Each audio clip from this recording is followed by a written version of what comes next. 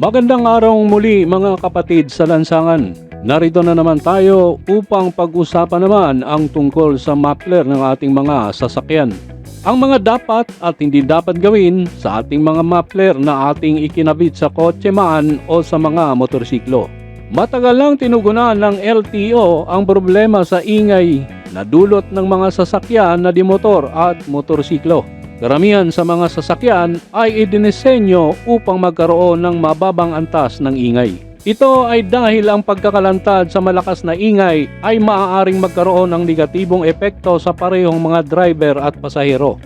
Gayunpaman naniniwala ang LTO na kailangan ang mga pambansang pamantayan para magtakda ng pinakamataas na limitasyon sa antas ng ingay para sa lahat ng sasakyan. Ang pamantayang ito ay orihinal na itinakda sa 115 decibel, ngunit kamakailan ay binago sa 99 decibel sa paglabas ng LTO Memorandum Circular No. 2020-2240 na nagsasaad na ang antas ng ingay ng tambutso ng muffler ng sasakyan ay hindi dapat lumampas sa 99 decibel kapag nakatakda ang makina sa 2,000 hanggang 2,500 RPM. Nangangahulugan ito na ang isang Motor Vehicle Inspection Technician o MVIT mula sa isang Private Motor Vehicle Inspection Center o PMVIC ay magpapaikot ng motorsiklo o iba pang sasakyang dimotor hanggang 2,500 RPM habang sinusukat ang tunog gamit ang decibel meter. Malinaw ding itinakda ng LTO regulations na ang sound level meter ay dapat na nakaposisyon ng 0.5 meter sa likod ng exhaust outlet, parallel sa lupa at isang 45 degree na anggulo. Ang ingay ng tambutso ay dapat na mas mababa sa 99 decibel. Ang sound reading ng tambutso na lalagpas ng 99 decibel ay nagpapahiwatig na ang test ay bagsak. Ang mga MV at motor na may mga tubo ng tambutso na lampas sa 99 decibel ay bibigyan ng Motor Vehicle Inspection System Report na gagabay sa iyo sa anumang kinakailangang pag-aayos o pagbabago. Kapag kumpleto na, maaaring ibalik ang motorsiklo sa Private Vehicle Inspection Center para sa muling pagsusuri. May bayad ito na 300 pesos para sa re-inspection.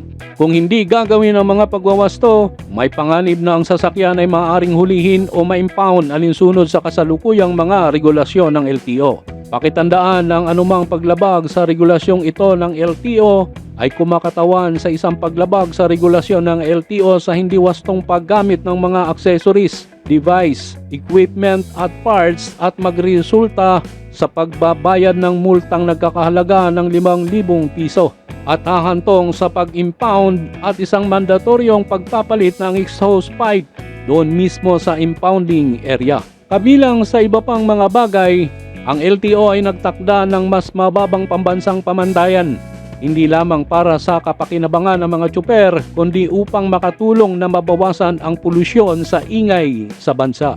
Malinaw na hindi pinagbabawal ng LTO ang paggamit ng aftermarket muffler.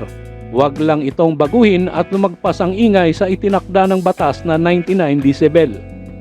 Ang aftermarket muffler ay hindi modification maliban na lamang kung iyo itong babaguhin sa pamamagitan ng pagputol, pagbago ng butas o ano pa mang pagbabago mula sa orihinal na forma. Ito ay isang muffler modification na may multang 5,000 piso. Kung kayo ay huhulihin ng kahit anong law enforcers at sasabihing aftermarket ang iyong muffler at maingay at base lamang sa kanyang pandinig, ito ay hindi makatarungang panghuhuli dahil wala naman siyang gamit na sound level meter. Marami ng mga ganitong kaso ang maling panghuhuli, isa na dito ang Las Piñas Police. Isang rider na taga Mindanao ang kanilang hinuli dahil aftermarket ang muffler ng rider. Panuorin natin. Nahuli siya dito sa area nyo. Ang nakalagay dito, aftermarket, open muffler. Si Major Tilaon pala nagticket dito. Hindi ba parang degrading sa isang major nagtitiket sa rider? Sa palagay mo ba tama yun? Nagkataon lang siya, kasama siya nung operation. O sige. Nagkataon lang siya, minsan mga tao. Ikaw ang deputize eh. Opo, sir. Anong gusto mong tukuyin dito? Ay, yung yung aftermarket sir, pinapalitan nila po yung stock. Pag sinabi mong aftermarket, Yung original, Hindi yung sir, original. Opo sir, tinatanggal nila yung original. aware ba kayo na meron tinatawag na Private Motor Vehicle Inspection Center? Yes, sir. LTO, sir. Accredited ng LTO. Alam mo? Opo sir. Alam mo? Yes, sir. Okay. 99, 97. So, in-advise ng office, ng staff ko, pumunta siya sa PMBIC. At lumabas, pasado siya. Ilang decibel, sir? 86 sir. 86.3. Ngayon, Pero modified ba, sir? kapatid, explain ko sa'yo kung sa tingin mo mali ako, ipagtanggol mo yung staff mo. Sir. Pag sinabing modified, hindi kailangang peram ng ballpen mo, hepe. Hindi yan. Ballpen. Tingnan nyo kung tama ito, ha. And yung matitinong district officers ng LTO, kausap ko na dito, eh. At tayo, matagal na sa advocacy. Yes, sir. Makinig kayo at sabihin nyo kung mali ako, yes. Ito yung motorsiklo ko. For whatever reason, kailangan kong palitan yung muffler. Bumili ako ng bagong muffler sa market. Ikinabit ko. Walang modification doon. Ngayon, pag nagdududa ka, parang maingay, hindi pwedeng duda. Dapat may decibel meter ka. Now, kumontra kayo kung mali ako. Magiging modified muffler ito, hepe, kung nung mabili ko, parang gusto ko mas maikli. Punta ako sa shop.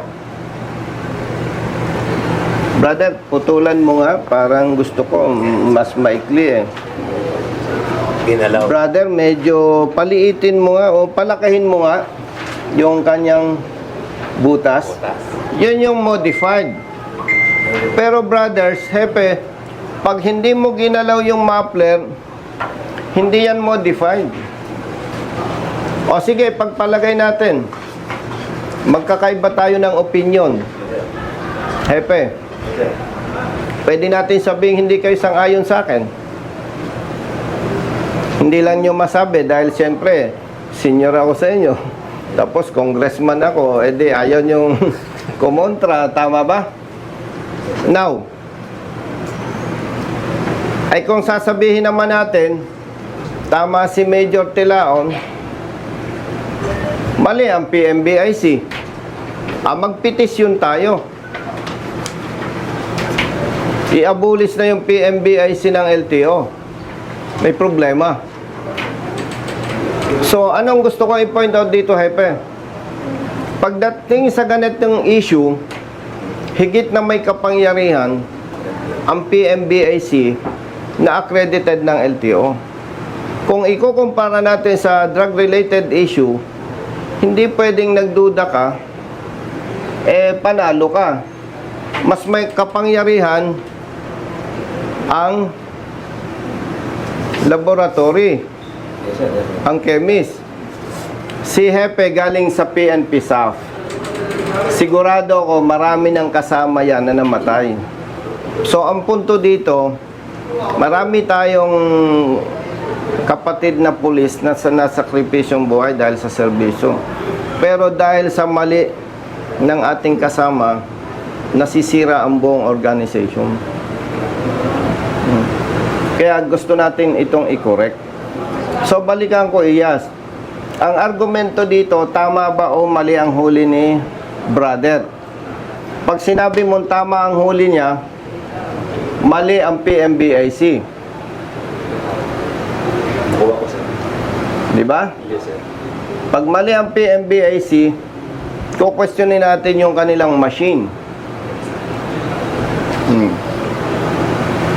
Hepe, yung binabasa mong ordinansa, nakikita ko yung gusto mong punto, eh. When it comes to registration, regulation, licensing, LTO ang LTO. lead agency. National level. National level. Okay? Kaya ipagpalagay, Hepe, may nakikita kang sa ordinansa in favor of your staff. Paparevise. Hindi valid yan. Paparevise. Hindi yan valid, kapatid. Amin, sir. Kasi, sino susundin natin? National law. National law. Sir, Yes. may isang ano, sir.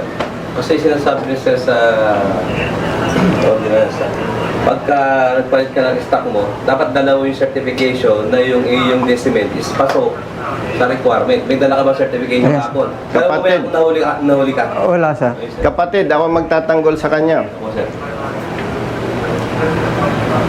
Hindi tama yun eh. Available sa market, binili niya, problema niya pa, yung sinasabi mo, DTI. While Meron the IAS is conducting investigation, coordinate ka sa DTI.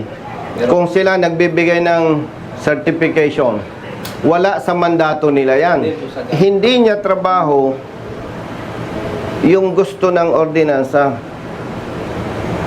Sir, ito sir, gawin ko lang yan sir. Suggestion ko na lang sir na sana sa mga doon sa hindi satisfied sa stock, baka pa nag-upgrade kayo, napasok naman sa market kasi di ba nagbebenta siya ng bawal yan. Baka para hindi na kayo maabala, pag dahil gusto nyo ng pumorma, kasi may pera kayo, gusto nyo i-upgrade nyo yung tambucho. Magdano na rin, bawal ba sir na ako nagpatawa ng stock ko, going kung aftermarket, papatest ko na sa STO para daldala ko na yung papit, kasama si Taco. Di boss, pasok yan dito. Brother, may bawal pun- po ba yun sir? Bawal po ba yun? Brother, may punto ka doon. Para hindi na mabalat. Ay, walang policy na ganun eh. Kung gusto ninyo, matikas kayo, bumili kayo ng decibel meter, Nasa tayo. Wala pa nga tayo pang analyzer, breath analyzer sir. Oo. May patas tayo, wala pang bili. ay sorry tayo. May motorsiklo ko, nagparehistro ko, dumaan sa PMBIC, Oo sir. may inspector pa ng LTO, everything na nadaanan ko. Magkano ang PMBIC? 560, sir. O, 560. Tingnan na kung dala niya ng from the beginning. Ay wala, kasi hepe, May gastos nung na, sir. nagparehistro siya, planchado na eh.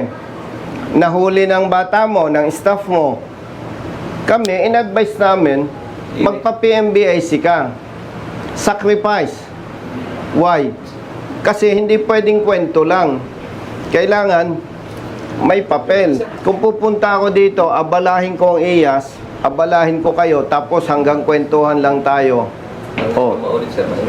So, by the way, isasubmit natin ito sa IAS to conduct investigation. Yes sir. Yes sir.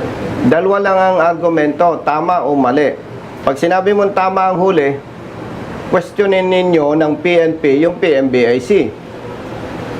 So, legality o apprehension sir, ating itignan. Yes, exactly. At syempre, sa ngalan ng public service, pag may mali ang pulis, papasok si IAS, iimbestigahan, pag may mali, may ire-recommenda siyang administrative sanction. Ayan po ang malinaw na batas tungkol sa ating mga mapler. Para hindi maabala, huwag magkabit ng maiingay na tambutso ng inyong mga sasakyan na takaw huli ng mga law enforcers. Hanggang dito na lang muna tayo. Sana mag-subscribe kayo at mag-like. Pakipindot na rin ang notification bell upang hindi kayo mahuhuli sa ating mga bagong videos. Ang channel na ito ay nagbibigay ng mga mahahalagang impormasyon patungkol sa ating mga motorista at iba pang isyong panlansangan. Maraming salamat sa patuloy pa rin ninyong panunood.